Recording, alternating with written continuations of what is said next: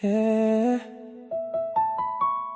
Aminin ko, noong una magulo pa, may pangalan pang naiwan sa puso. Pero habang tumatagal, ikaw ang naging sagot sa lahat ng tanong ko.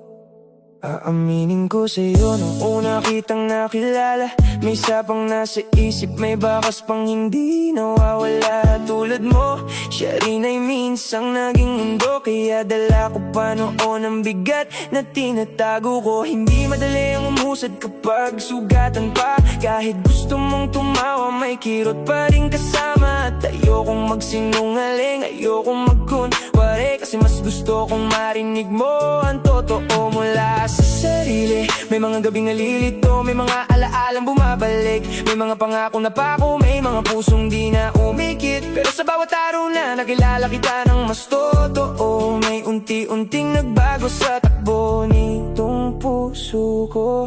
At sana maintindihan mo, hindi kita ginawang pansamantala. Hindi ikaw ang naging tatas, ikaw ang naging pahinga. Hindi kita minahal para lang may makalimutan.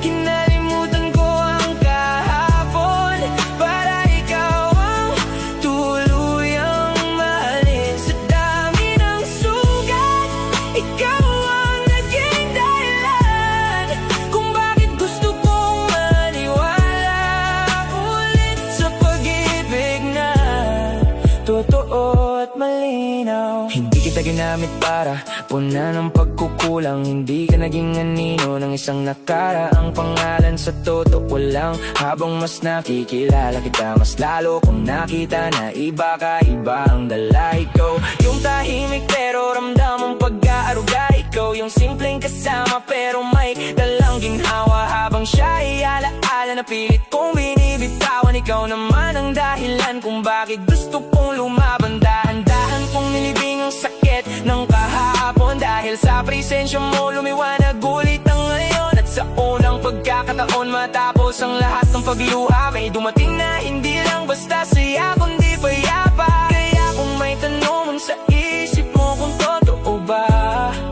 ito na ang sagot. Ikaw ang pinili ng puso ngayon, sinta. At sana maintindihan mo, hindi kita ginawang